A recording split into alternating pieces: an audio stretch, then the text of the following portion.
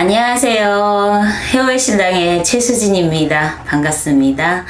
자, 이번 시간에는 지난 시간에 이어서 생일에 저는 숫자 8이 들어가 있습니다 하시는 분들을 위해서 생일이 내포하고 있는 성격은 어떤 것인지, 단점은 무엇인지 여러분들 영상을 통해서 좀 쉽게 보시라고 이렇게 알려드리려고 합니다. 자, 저는 8월생입니다. 네, 8일생이에요. 18일생입니다. 28일생을 가지고 있어요. 음력 기준으로 알려드리긴 하는데요.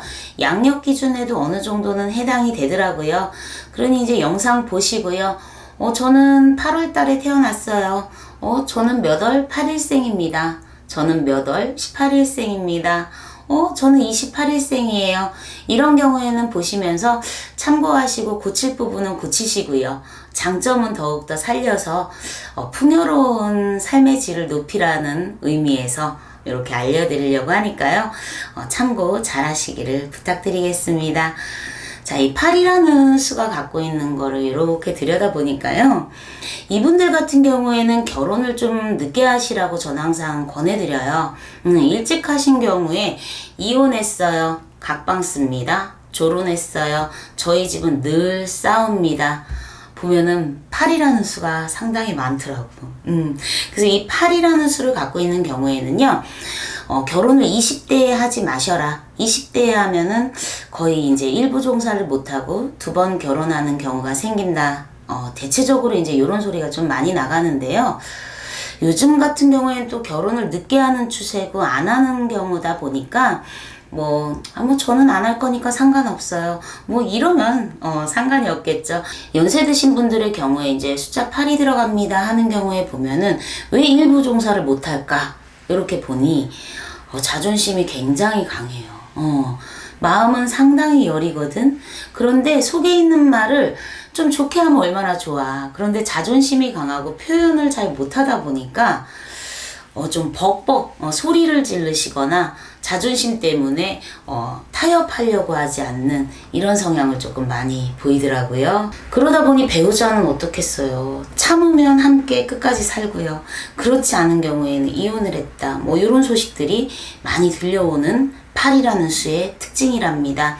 원래 타고나기를 이혼하라는 수인가요? 그건 아니에요. 그런데 마음은 상당히 여리면서 이 여린 마음을 제대로 표현을 못하고 자존심을 내세우고 고집을 부리다 보니까 이 일수습이 잘 안 돼서 결론은 소통을 잘 못한다는 얘기겠죠.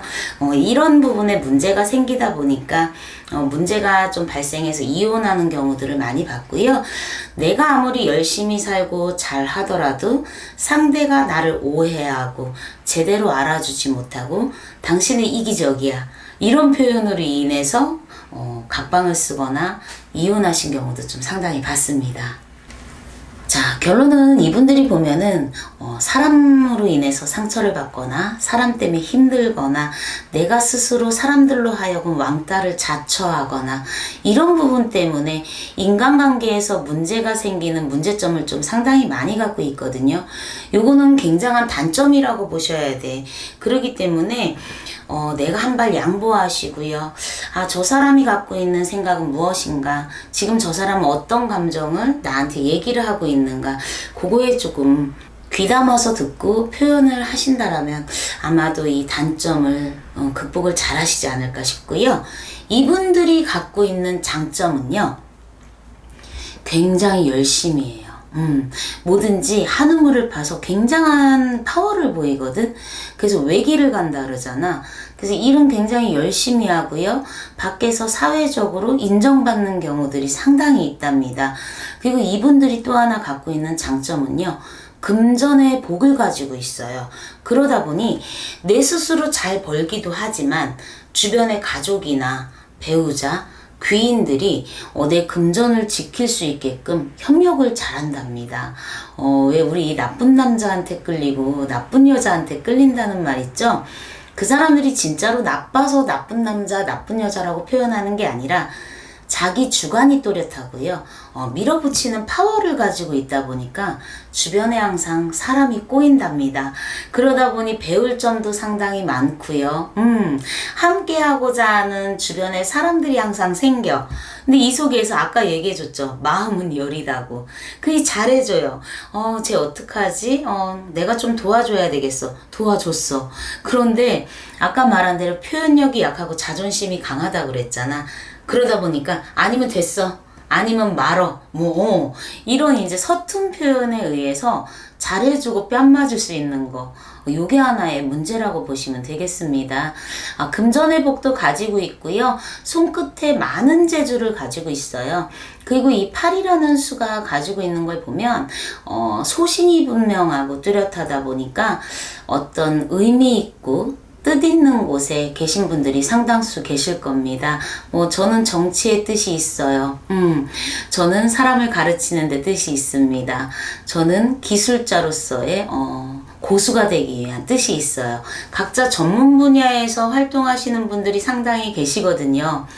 그런데 문제는 나와 뜻이 맞지 않을 경우에 그거를 감당을 잘 못해요. 요게 하나가 딱 단점으로 걸리시거든. 그래서 사람들과 소통하고 대화하려는 노력이 더해진다라면 충분히 이름나는 인재가 되지 않을까 싶습니다. 또 하나의 장단점이라고 할 수 있는 게 이 8이라는 수를 갖고 있는 경우에는 조상님과의 연관성도 상당히 큰 분들이에요. 그래서 조상이 우리가 왜 복을 준다, 덕을 입혀주셨다, 조상 덕에 나는 살았어, 이런 표현을 하거나 조상님 때문에 일이 잘 안 풀려요, 이런 소리를 어디 가서 상담을 하실 적에 듣는 경우에 보면 요 8이라는 수를 또 상당히 갖고 있답니다. 조상이 준 자손이고요. 조상님 덕분에 잘 살 수도 있고요. 조상님을 잘 모시지 않거나 조상님의 묘를 함부로 건드렸다거나 제사나 명절을 소홀히 하거나 이런 경우에 보면은 풍파가 또 좀 많이 따른답니다. 이게 나쁘다? 저는 나쁘다고 생각을 안 해요. 우리나라 풍습적으로 명절이 있고요. 제사를 잘 지내자고 되어 있고요. 성묘 잘하자고 또 그러잖아. 그리고 또 어려울 때 저희가 찾아뵙는 곳도 조상님 전이라고 생각을 합니다. 그래서 이 8이라는 수를 갖고 계신 분들은요. 조상님 전 예의를 잘 갖추시고요. 도움 요청을 하신다라면 조상님이 아마도 큰 상을 주시지 않을까 싶습니다. 이번 시간에는 생일에 8이라는 수를 가지고 있는 여러분들의 성격, 성향, 특징에 대해서 간략하게 알려드렸습니다. 오늘 영상도 이렇게 시청해 주셔서 감사합니다.